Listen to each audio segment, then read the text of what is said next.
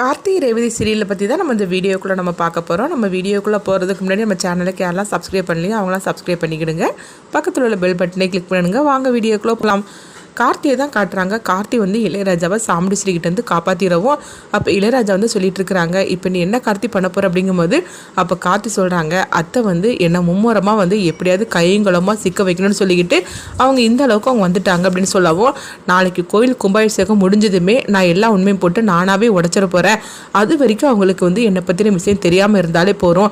ஏன்னா இப்போ கூட நான் சொல்லிடுவேன். ஆனால் என்ன பண்ணுறதுக்கு, பாட்டி வந்து இந்த கோயில் கும்பாபிஷேகம் நல்லபடியாக நடக்கணும்னு சொல்லிட்டு அவங்க ஆசைப்பட்டு இருக்காங்க. அந்த கோயில் கும்பாபிஷேகத்துக்காக தான் நானும் வந்து கஷ்டப்பட்டுட்டு இருக்கிறேன். அதனால தான் அத்தைக்கிட்ட இந்த விஷயத்தை பற்றி நான் சொல்லாமல் இருக்கிறேன். அப்படி மட்டும் நான் சொன்னோம்னா அந்த கோயில் கும்பாபிஷேகமே நடக்க விடாமல் பண்ணிடுவாங்க. ஏன்னா மாமாவை அவங்க அனுப்ப மாட்டாங்க. அது மட்டும் இல்லாமல் இந்த பிரச்சனை பெரிய லெவலில் வந்து உருவாகும். அதெல்லாம் தடுக்கணும்னா கோவில் கும்பாபிஷேகம் முடிஞ்சதுக்கப்புறமா நானே அத்தைக்கிட்ட சொல்லிட்டோம்னா அதுக்கு பிறகு என்ன பிரச்சனை அவங்க பண்ணாலும் பரவாயில்ல, நான் தாங்கிப்பேன் அப்படின்னு சொல்லவும், சரி இளையராஜா நீ எனக்காக இவ்வளோ தூரம் வந்து எனக்கு ஹெல்ப் பண்ணியிருக்கிற, உண்மையிலேயே நான் உனக்கு ரொம்பவே கடமைப்பட்டிருக்கிறேன் அப்படிங்கும்போது என்ன கார்த்தி நீ இப்படிலாம் சொல்லிகிட்டு இருக்கிற, எனக்கு என்னமோ வந்து நான் உண்மையை சொல்லிட்டேனே அதை நினச்சாதான் எனக்கு ரொம்பவே வந்து கஷ்டமாக இருக்குது அப்படின்னு சொல்லவும், அதனால பரவாயில்ல சரி நீ போ அப்படின்னு சொல்லவும் உடனே இளையராஜாவும் கிளம்பி வந்துருந்தாங்க. அடுத்ததாக பார்த்தோம்னா கார்த்தி வீட்டுக்கு வரும். இப்போ ரேவதி வந்து கேட்டுட்டு இருக்கிறாங்க, என்ன ஆச்சுது இவ்வளோ அவசரமாக நீ போனீங்க என்னாச்சு அப்படிங்கவும் உடனே கார்த்தி ரேவதி கிட்ட நடந்த எல்லா விஷயத்தையும் சொல்கிறாங்க. இதை கிட்டதுமே ரேவதி அதிர்ச்சி அடைகிறாங்க. என்ன கார்த்தி சொல்லிட்டு இருக்கிற, அம்மா இப்படிலாம் பண்ணினாங்கன்னு சொல்லி கேட்கும்போது, ஆமாம் என்னை எப்படியாவது கையங்களமாக பிடிக்கணும்னு சொல்லிக்கிட்டு அத்தை இந்த அளவுக்கு போயிட்டாங்க அப்படின்னு சொல்லவும் எனக்கு என்னமோ ரொம்ப பயமாக இருக்குது அப்படின்னு சொல்லிட்டு இருக்கும்போது இப்போ கார்த்தி சொல்கிறாங்க, நாளைக்கு கோவில் கும்பாபிஷேகம் முடிகிற வரைக்கும் நம்ம எப்படியாவது வந்து இந்த விஷயத்த அத்தைக்கு தெரிய விடாமல் நான் பண்ணிட்டோம்னா போகிறோம். அதுக்கப்புறம் நானே வந்து அத்தைக்கிட்ட எல்லா விஷயத்தையும் சொல்லிடுவேன் அப்படிங்கவும் அப்போ ரேவதி வந்து ஒரு பக்கம் பயப்பட ஆரம்பிச்சிட்டாங்க. இவர் உண்மையை சொன்னாலும் சரிதான், ஆனால் அம்மா என்ன முடிவு எடுப்பாங்களோ தெரியலையே. அது மட்டும் இல்லாமல் இவரை கையங்குளமாக சிக்க வைக்கிறதுக்காக அம்மா இந்த அளவுக்கு போவாங்கன்னு சொல்லி நான் கொஞ்சம் கூட எதிர்பார்க்கவே இல்லை. நாளைக்கு என்னெல்லாமா நடக்க போதோ தெரியும்னு சொல்லிட்டு பயத்தோடு இருந்துட்டு இருக்கிறாங்க. இங்கே பார்த்தோம்னா பாட்டி வந்து அவங்க அழுதுகிட்டு இருக்கிறாங்க. சாமுண்டீஸ்வரிக்கு நம்ம எவ்வளோ ஆசையாக அந்த நகையை நம்ம கொடுத்தோம், ஆனால் அவள் என்னென்னா இப்படி தூக்கி எறிஞ்சிக்கிட்டு இப்படிலாம் வந்து வார்த்தைகளை விட்டுட்டு போயிட்டாள் அப்படின்னு பாட்டி வந்து அழுதுகிட்டு இருக்கவும், இங்கே பார்த்தோம்னா ரேவதி ஓடோடி வராங்க. அப்போ கார்த்தியும் வந்துடவும் அப்போ பாட்டி அழுதுகிட்டு இருக்கவும் கார்த்தியும் ரேவதியும் வராங்க.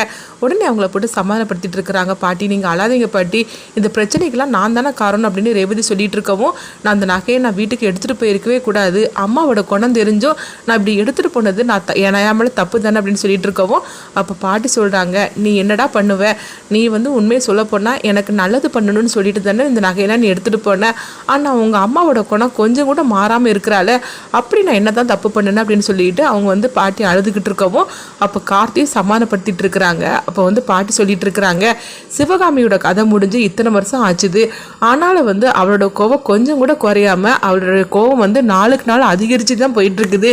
இதெல்லாம் பார்க்கும்போது என் மனசே தாங்க முடியல, நான் ஏன் தான் உயிரோடு இருக்கணும்னு தெரியல அப்படின்னு சொல்லிட்டு இருக்கவும் இப்படி சொன்னதுமே கார்த்தியும் பாட்டியும் வந்து என்ன பாட்டி நீங்கள் இப்படிலாம் பேசிட்டு இருக்கிறீங்க அப்படின்னு சொல்லிட்டு பாட்டி இப்படி திட்டுறாங்க. நீங்கள் இப்படிலாம் பேசாதீங்க பாட்டி, எப்படியாவது வந்து அம்மாவோட மனசு மாறிடும் அப்படிங்கும்போது, இல்லைம்மா அவள் மனசு மாறவே மாறாது, நானும் அப்படி தான் நினச்சேன், அவள் மனசை கொஞ்சமாவது மாறிடாதான்னு, ஆனால் கண்டிப்பாக அவள் மனசு மாறாதுன்னு தெரிஞ்சு போச்சுது. ஏன்னா அவங்க அம்மாவோட நிலைமைக்கு நான் தான் காரணம்னு சொல்லிக்கிட்டு அவள் என் மேலே இவ்வளோ கோவமாகவே இருக்கிறா, இதில் வந்து அவள் வெளியே வரவே மாட்டா புழுக்கு அப்படின்னு சொல்லிட்டு பாட்டி அழுதுகிட்டு இருக்கோம். உடனே கார்த்தி வந்து நினைக்கிறாங்க, அந்த ஃபோன் மட்டும் கிடச்சிட்டாக்கி கண்டிப்பாக வந்து அத்தை வந்து உண்மையை தெரிஞ்சுப்பாங்க, நம்ம எப்படியும் அந்த ஃபோனை வந்து கண்டுபிடிக்கணுமே, அது எங்கே இருக்குன்னு தான் தெரியலன்னு சொல்லிக்கிட்டு ரொம்பவே வந்து குழப்பத்தோடு இருந்துட்டு இருக்கிறாங்க. அடுத்ததான் இங்கே பார்த்தோம்னா வந்து சந்திரகலாவை தான் காட்டுறாங்க. சந்திரகலா வந்து அவங்க சிவனாண்டிகிட்ட சொல்கிறாங்க, நாளைக்கு கோயில் கும்பாபிஷேகம் நடக்கவே கூடாது, அதுக்காக நான் இன்னொரு பிளான் சொல்கிறேன் அப்படின்னு சொல்லவும் உடனே வந்து என்ன பிளான் சந்திரகலான்னு கேட்டுட்டு இருக்கவும் அப்போ சந்திரகலா அடுத்ததான் ஒரு பிளானை சொல்கிறாங்க.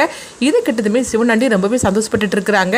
சந்திரா இதை மட்டும் நம்ம செஞ்சிட்டோம்னா கண்டிப்பாக வந்து ஒரு பெரிய பிரச்சனையே உருவாகும் அப்படின்னு சொல்லிட்டு இருக்கவும், ஆமாங்க இதை கண்டிப்பாக நம்ம செஞ்சே ஆகணும் அப்படின்னு சொல்லிட்டு இருக்கவும் அடுத்ததான் அங்கே பார்த்தோம்னா சாமுண்டீஸ்வரியை தான் காட்டுறாங்க. சாமுண்டீஸ்வரி கோபத்தோடு இருந்துட்டு இருக்கிறவும் அப்போ வந்து ராஜராஜன் வந்து சொல்கிறாங்க, எங்கள் பாரு ஈஸ்வரி எதுக்காக நீ இவ்வளோ கோபத்தோடு இருக்கிற, நான் சொல்கிறது கேளு, அம்மா என்ன தப்பு பண்ணுனாங்க, பரம்பரை நகையை தான் பேத்திகளும் மருமகளும் போட்டுட்டு வரணும்னு சொல்லி தானே அவங்க ஆசைப்பட்டாங்க, ஆனால் அதுக்காக நீ இப்படிலாம் நீ பண்ணிட்டே அப்படிங்கும்போது எங்கள் பாருங்க அந்த கிளவியை பற்றி மட்டும் பேசாதீங்க, நகையை கொடுத்து என்னை மயக்க பார்க்குறாளா என்ன, அவள் என்ன கொடுத்தாலும் சரி தான், என்னை கொஞ்சம் கூட வந்து அவள் வந்து மாற்றவே முடியாது அப்படின்னு சொல்லவும் உடனே சந்திராவும் கலாவும் வந்து சொல்லிட்டு இருக்கிறாங்க. ஆமாக்கா நீ சொல்கிறது கரெக்டு தான், நகையை கொடுத்து நம்மளை அப்படியே வந்து அதாவது அவள் பின்னாடி போயிடுவோன்னு சொல்லி நினச்சிட்டா போலுக்கு, அது மட்டும் நடக்கவே நடக்காது அப்படிங்கவும் உடனே ராஜராஜன் வந்து வழக்கம் போல் அவங்க சந்திரகலாவை திட்ட ஆரம்பிச்சிருந்தாங்க.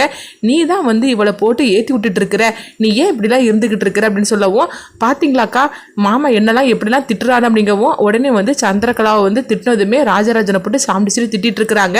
அவள் உண்மையை தானே சொன்னா, அவளை போட்டு எதுக்காக திட்டிட்டு இருக்கிறீங்க, எங்கள் அம்மாவோட கதையை முடிச்சது மட்டும் இல்லாமல் எனக்கு பணத்தையும் நகையும் சொத்தையும் கொடுத்துட்டா நான் அவள் பின்னாடியே போயிடுவோன்னு சொல்லி நினச்சிட்டாலே என்ன, அது ஒரு காலமும் நடக்கவே நடக்காது அப்படின்னு சொல்லிட்டு இருக்கவும் இப்போ மயில் வாகனமும் இதை பார்த்துட்டே இருக்கிறாங்க.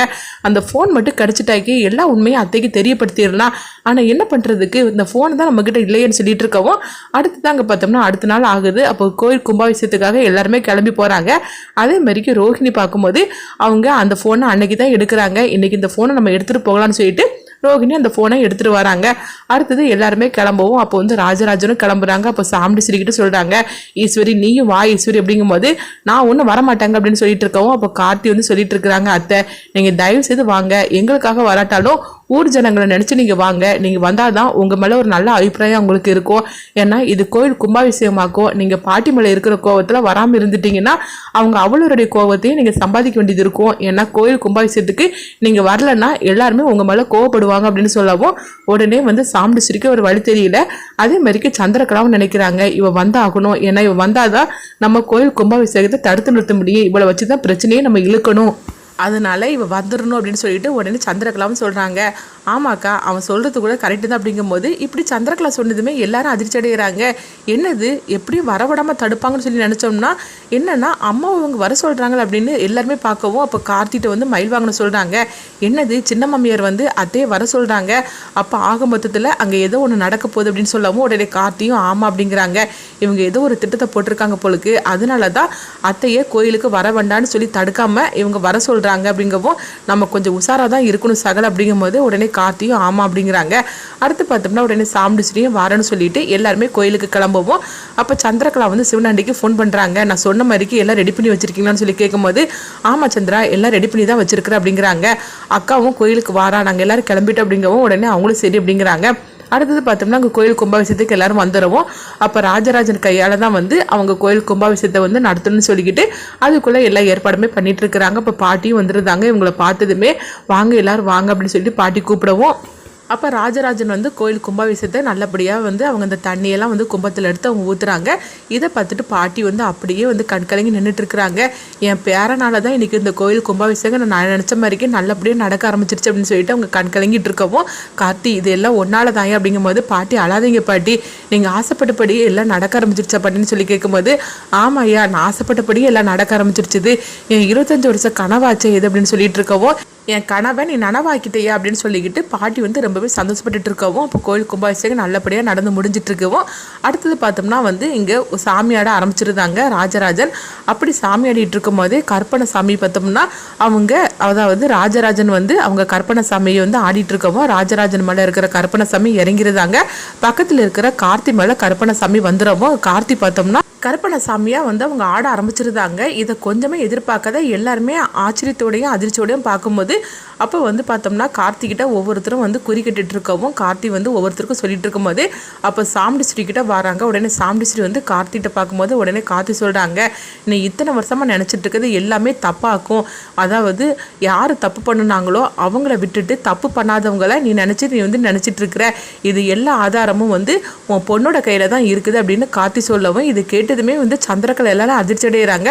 உடனே சாம்பிடிஸ்ரீ வந்து கேட்டுட்டு இருக்கிறாங்க, என்ன சாமி சொல்கிறீங்கன்னு கேட்கும்போது ஆமாம் உங்கள் அம்மாவோட கதை முடிஞ்சதுக்கு அவங்க காரணமே கிடையாது, அது எல்லாமே ஆதாரமாக உன் பொண்ணோட கையில் இருக்குது அப்படின்னு சொல்லவும் இது கிட்டதுமே உடனே வந்து மயில் வாகனத்துக்கு அதிர்ச்சி அடைகிறாங்க. அதே நேரத்தில் ரோஹிணி வந்து அந்த ஃபோனை வந்து அவங்க ஃபோன் ஏதோ வந்துச்சுன்னு சொல்லி அட்டன் பண்ணவும் அப்போ அதில் பார்க்கும்போது அவங்களுக்கு வந்து ஏதோ ஒன்று வர மாதிரிக்கு தெரியுது, அதாவது வாய்ஸ் மெசேஜ் ஏதோ அதில் இருக்கிற மாதிரிக்கு தெரியவும் உடனே வந்து ரோஹிணி வந்து மயில் வாகனத்தில் அதை கொடுக்குறாங்க. மயில் வாகனம் அதை பார்த்ததுமே அதிர்ச்சி அடைகிறாங்க.